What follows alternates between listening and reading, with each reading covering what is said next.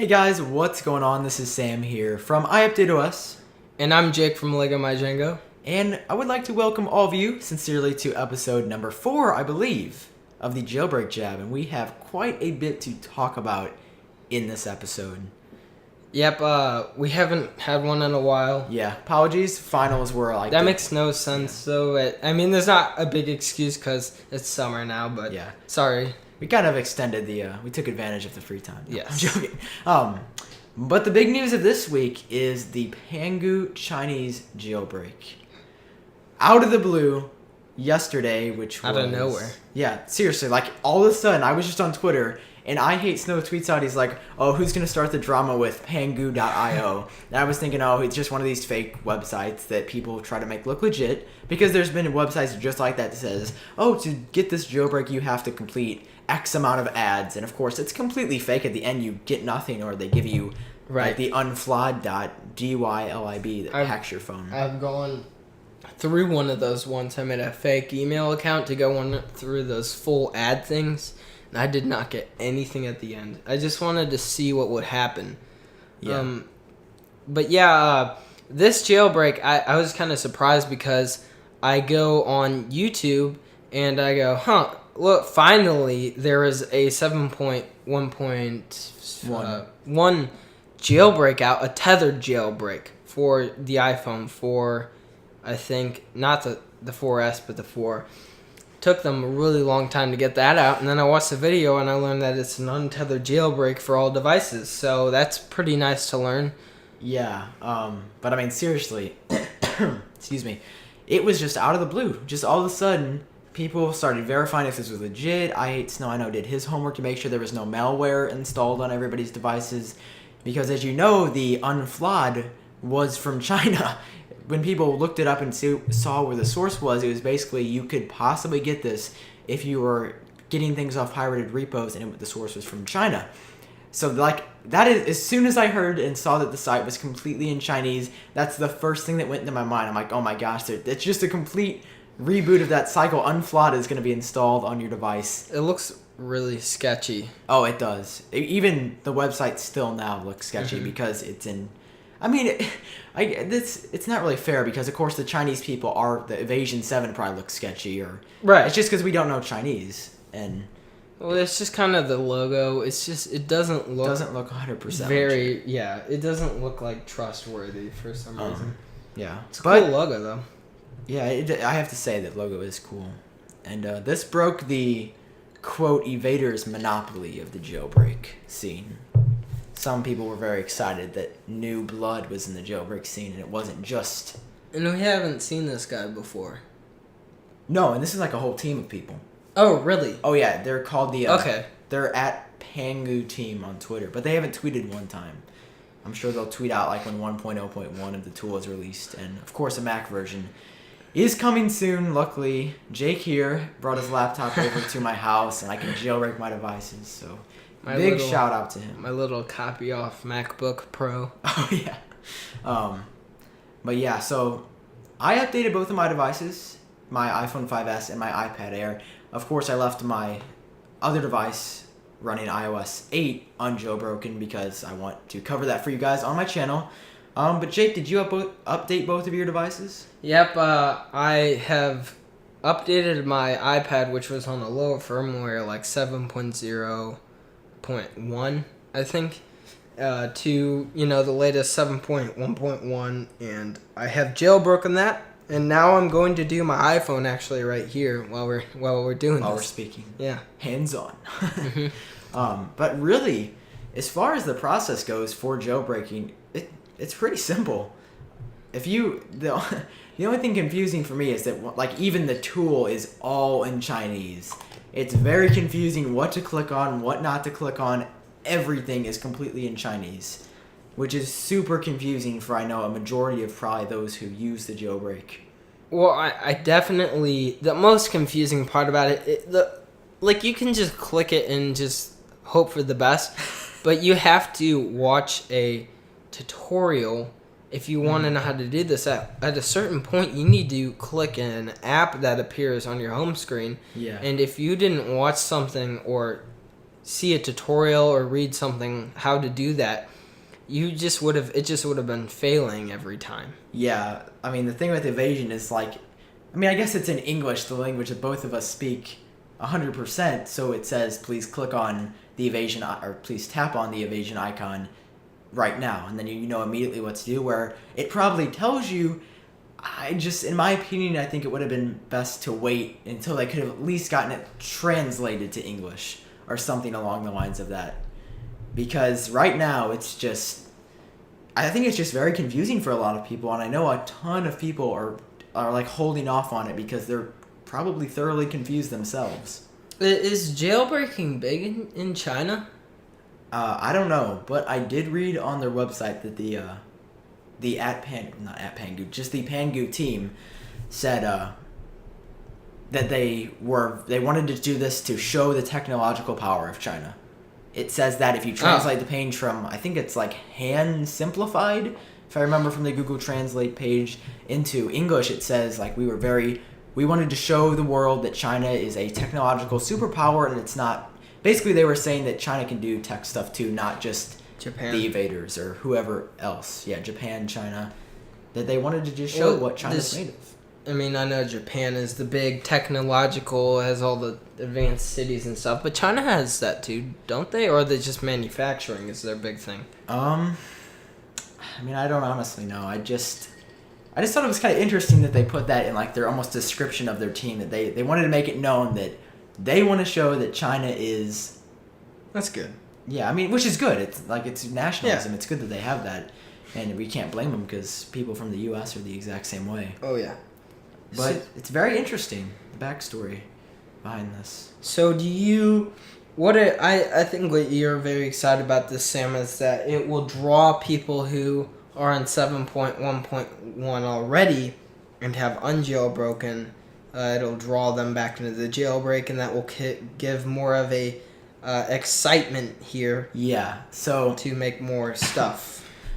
Yeah, when 7.1 dropped, so many people either by accident or they thought that iOS 7.1 was going to be a trillion times better than 7.0.6 or 7.0.4. They just updated and they're like, oh, iOS 7.1, I'll get to mess around with this. And then, like, probably I would be assuming, because I know this is how I would feel, like a day later after they updated, they would be like, well, I'm kind of bored of iOS again. And I have to admit, iOS 7.1 was very appealing because it was very fast, very fluid. It had some new UI changes. It had a lot of good stuff all around that I think people, even myself, I had updated my iPod Touch before I just recently sold it. That was running stock iOS. Of course, I updated to 7.1 because I wanted to show off the changes on my channel, and I, of course, wanted to mess around with it for myself. But 7.1, it took out some steam in the jailbreak community. I just know it. It had to. Because it just seems like the excitement level... It's difficult to tell because when Alt Keyboard 2 and Apex 2 came out, I could tell there was a lot of excitement, but it definitely doesn't seem like there was the full amount of excitement when, say, Oxo 2 came out pre-7.1. I just don't... It's not as big as a deal as it used to be. I mean, I just would have... I mean, I don't know if we've said this before. I mean, Winterport still is not... I mean, we got a big city update recently, which was very good. I mean, it might be a little bit faster. I haven't really noticed anything. Yeah, it's just basically got some... It's got, like, the fix for the status bar, and really it's just functionality UI changes. That's about it. It's got, like, the new repo section has its default, and then there's, like, a new recent page section for installed, and I like it. I mean, I have to say, it wasn't, like, a thing where I'm like, oh, this new city is the greatest update ever to be released. It was just like, oh, a new city update out. I like it. It's nice, but it's nothing. It wasn't like my reaction when Mobile Substrate got updated for iOS 7. To put it in that perspective. That was really important, and once again, that's something that should have been even faster than it was. Yeah.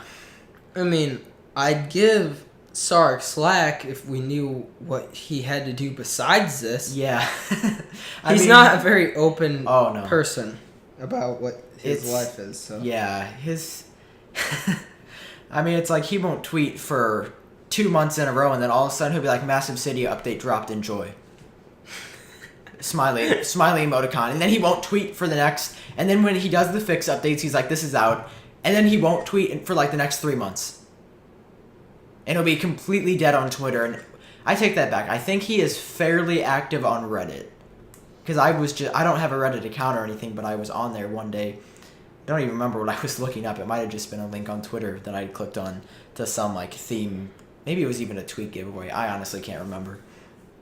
But I feel like he was on there, or he used that more frequently than Twitter or anywhere else like that, which he even has on like the bio of his Twitter. I have many followers, so I can't like reply to everyone or something along the lines of that. He has, I think, upwards of 450,000, if I'm correct on that, followers, which obviously he would because he kind of made Cydia. Yeah, and he has his link to his Twitter and Facebook on the main page of Cydia.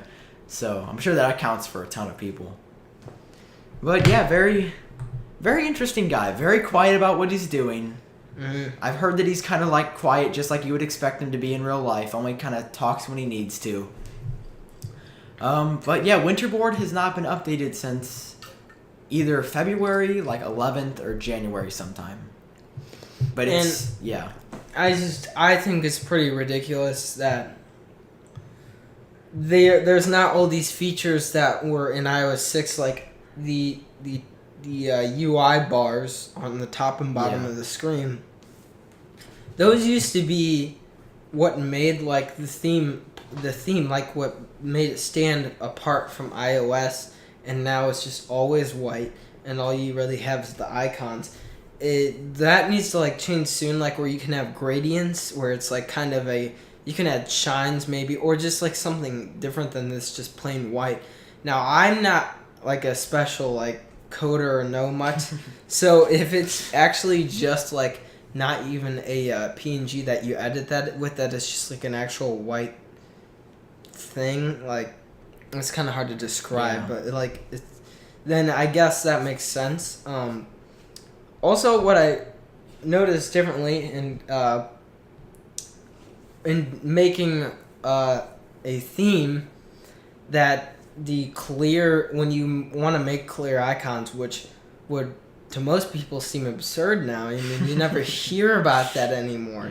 Yeah. But it turns all other icons into what their icon would look like if it was not masked with the rounded corners. Right, so with like, the rounded corners. If you had like a clear mask, then that doesn't work. Yeah, so if like you're making a theme and you include some clear icons, instead of your icons being rounded, you'll just have like the full square icons. Because for those of you who might not be aware, I'm sure if you're just a theme user yourself, you probably have no idea that icons, when you actually make an icon, they're completely square.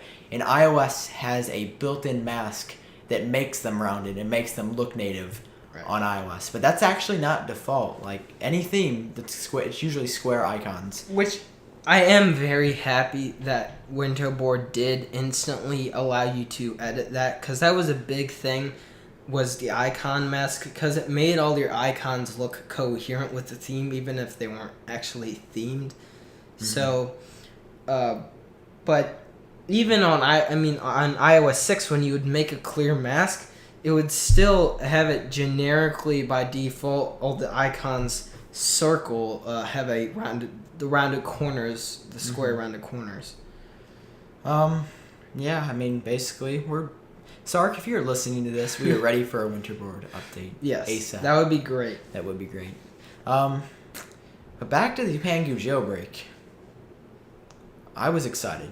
Jake, I remember we talked on a previous episode about the possibility. This is when we thought Pod2G would be making it and the evaders would be working on it. And you said, what did you say about your opinion on if 7.1.1 should be jailbroken? I said that I did not want them to release a jailbreak because I didn't want them to use up the exploits, and then we wouldn't be able to jailbreak on iOS 8. And I said I would love a 7.1.1 jailbreak because I want the speed and performance improvements that frankly just are not in iOS 7.0.6 or lower. I mean, before 7.1.1, since I've updated my devices now, I was just using Jake's iPhone for a minute with 7.0.4 still on it, and it feels, it seriously feels like something from like the 1980s that Apple put out. 7.1.1, just there's something about it that makes it feel fast. It's the animations, and I don't know, it's just hard to explain. It's just, it feels, well, it's not just it feels, but it is faster. Now, I am actually completely fine that this was made. I mean, we don't even know if it uses the exploits that Pod2G uses. He's part of the. Is he part of the evaders or no? He's not. Yeah, he is. Okay, so he is. So I would have been disappointed if the evaders made a 7.1.1 jailbreak. I'm actually pretty much fine that this guy or this Pangu team did. The Pangu team did. Yeah, but I was definitely excited when I saw this, but I was very disappointed when I went to the website pangu.io and I moused over the Mac icon and I was clicking on it, and there was just nothing. There was nothing for Mac. You moused over it, it says the Mac version. After I translated it, probably an hour or two later, when I realized that this thing was completely and entirely legit, that there was no Mac version. It's still in development, so I had to wait an entire day. Oh, I know, a whole 24 hours. What the heck? Sam was going insane. He was like, Jake, I need your computer. Oh, I know. But, yeah, I really... And then we don't even have a working PC in our house. The newest PC in our house is a Dell from... It has to be from 2000 or 2002. Yeah.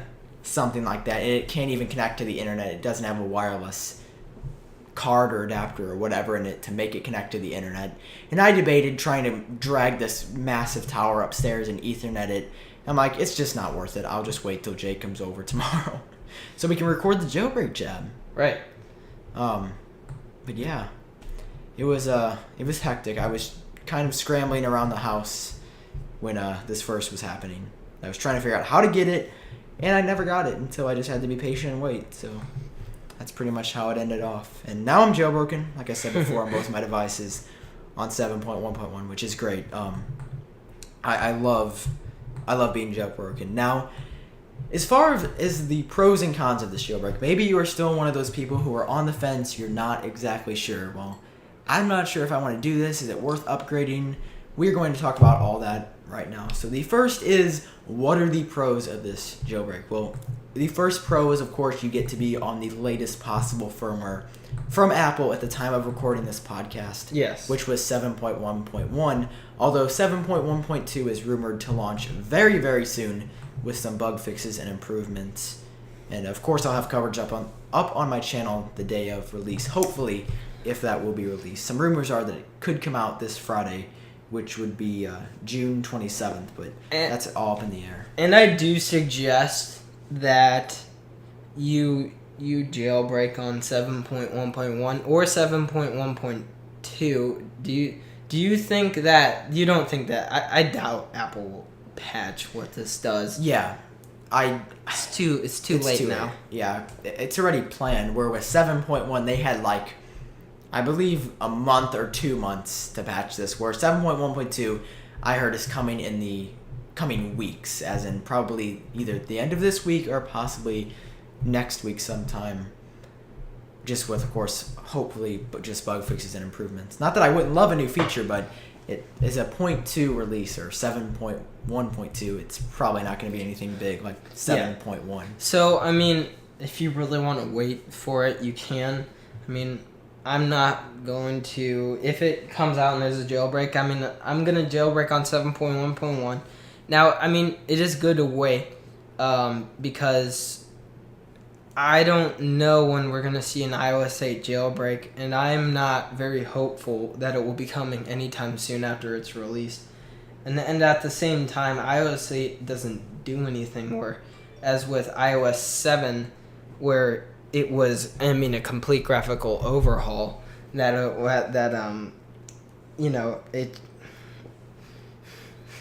was a complete change in what everything was. So that's why it took so much longer to do. I mean, I just remember the tweak update when not 7.1, when the 7.0 jailbreak was released, nothing. I think maybe on the day of launch, two tweaks worked possibly. I mean, I know Hashbang Productions was really awesome. They released a tweak that worked like right off the bat when Substrate was updated. And even before Substrate was updated, I think this worked on an A6 or lower device, which was great because I wanted to test out this tweak. It was Switch Spring, which when you would swipe up on your home screen card, it would allow you to respring or close all apps, which was super useful because there was Very so useful. much. Can't believe that's still not built into generic iOS. Yeah, it doesn't make sense. But then it's kind of obsolete now with OXO 2. But yeah, we were going to talk about tweak compatibility with 7.1.1 or even just 7.1. Mm-hmm. And so far, it's good. It's nothing compared to when 7.0 was released. However, there are quite a few things that don't work. I mean, I know myself because none of these tweaks, some tweaks have been updated for 7.1. The majority of all tweaks on Cydia have not been updated to work with 7.1. Like, OXO works so well. It is so smooth. I just can't even explain it. It is so smooth. If you're a fan of OXO and you you deleted it off of 7.0.6 because you might have thought it was too slow or something along the lines of that, upgrade to 7.1.1 right now, jailbreak, install OXO 2. It is so smooth. I might even put a video up showing how smooth this is at some point because it is absolutely crazy how much better and performance-wise iOS 7.1 is. Mm-hmm. But it's crazy. There's really no reason at this point that you shouldn't update. Maybe if you have a Mac, you just have to wait till the Mac version is released, hopefully very, very soon. And of course, I'll have a video up on that just about probably as soon as it comes out. But yeah, tweak compatibility. I know like Alt Keyboard 2 and Apex 2, they do not work. I can't even swipe down on icons, at least on my iPad with Apex, to add additional app icons underneath. It just crashes right off the bat. OXO crashes randomly at some points when you maybe swipe up on a home card or swipe down. Because nothing, like I said, is 100% on 7.1. There's some betas on others' personal repos of their tweaks that they are trying to improve and make it work. And there's very few tweaks, like I mentioned before. I know even Activator is not updated officially to work with 7.1. Ryan Petrick added that to the Activator's depiction that this is not updated for 7.1 yet. And as you know, Activator is arguably the most downloaded, I would say the most downloaded Cydia tweak of all time. Probably, yeah. Yeah. I'd say Activator it's like so essential that like you might have it installed and you might not even realize it. Yeah, it's so many packages build off it, or their extensions, or they incorporate it somehow into their package. Yeah. But it's crazy, and even that, like I said, isn't updated. So, if you're on 7.0.6 and you want everything to work 100% perfectly, you might want to stay there for a couple days, maybe until like the smoke clears and everything gets updated. But really, if you want a faster jailbreak, now is the time. You should definitely update as soon as possible if you're comfortable with that kind of thing, because Apple could patch this technically at any time, and then if you need to restore, you're going to be forced out of your jailbreak, maybe even yet again, if this happened to you from 7.0.6 to 7.1. Hopefully this doesn't happen to anyone, at least right now at this point in time, from like 7.1.1 to 7.1.2. I'm honestly really hoping that Apple does not patch this, because I love being on the latest version. Just don't patch it, Apple. Just don't do it. Yeah, just Tim Cook, Mr. Cook, please do not patch it. You're at Apple. We take great design responsibility into making iOS the most secure operating system. It is not a toxic hell stew like on Android. Hell stew. Oh my gosh. So. Yeah. Yeah. So. And overall, Pangu, it's A-okay if you're worried about that. It's definitely safe to update, definitely safe to use it. Right. And that's really just the main thing we wanted to talk about in this podcast, was about Pangu and how it came up out of nowhere and how it's a Chinese jailbreak. It's just very, very unorthodox for the jailbreak community. I've never seen the Chinese jailbreak before. It's always been When did you start jailbreaking? Like I said, it was 3.1.2, and the first jailbreak I did was Black Rain. For a lot of you long-time jailbreakers out there, you'll remember that. It was just Make It Rain was the button, and you had to put it in DFU mode before. But besides that, that's all you did. And DFU mode is so annoying, but yeah, you did that, and it would do it, and then the next, I remember the one that I was very happy about was the Spirit jailbreak, and I don't remember who made that one, but the Spirit jailbreak, it was like colorful and stuff, and it was actually very simple. It was my favorite jailbreak, and then the next one I think was jailbreakme.com, which was also made by GeoHot. Mm-hmm. But yeah, the jailbreak community, it's changed quite a bit. I mean, I started only jailbreaking because of Jake sitting next to me right here on iOS 6. He was like, you should jailbreak. I was very scared, very nervous. And then we've talked about this, I feel like, every episode since we've talked about the jailbreak jab. About everybody's first time and how it's so scary. But, I mean, yeah, the jailbreak community, it's really starting to change, it seems like. It's really going in different directions than, I would have never guessed. At this point, I honestly thought people were just going to save it for iOS 8. We were going to get our iOS 8 jailbreak right off the bat, which I thought would be good and bad. So I think what I did here was that the Spirit jailbreak replaced the Make It Rain jailbreak because it was untethered, and the Black Rain jailbreak was not untethered, if I remember correctly. But yeah, it was a very simple one. It was only for 3.1.2, 3.1.3, and that was basically it. Oh yeah, and iPad's on 3.2. Oh yeah, when that was like a specific... Right. But yeah, definitely let us know in the comments of this video. Are you going to be updating to 7.1.1? If not, what are you waiting for? What's holding you back? We definitely love to read and hear your comments and hear what you have to say on this.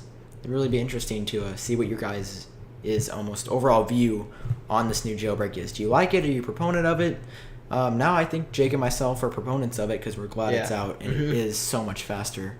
Yep, I'm glad that this will kind of push forward to make a more excitement, maybe see some new tweaks. Oh yeah, definitely. Push Sarek to finally update Winterboard. And yeah. I mean, yeah, lately the tweak scene, if you've been watching my channel, literally the reason I have not been covering tweaks is because there have not been any even remotely useful tweaks, in my opinion, coming out.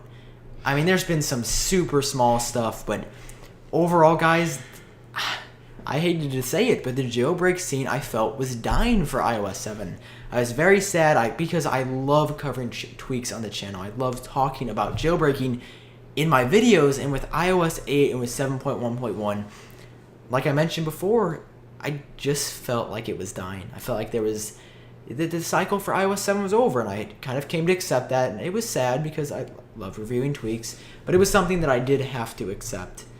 But now, I'm excited. There's fresh blood in the jailbreak community. There's a new jailbreak. Tons of people, once the word gets fully out and everybody knows about this thing like they did with Evasion 7, I think it's great for the jailbreak community as a whole. Hopefully, developers will be pushed to make new tweaks and to better their tweaks that they already have and add new features.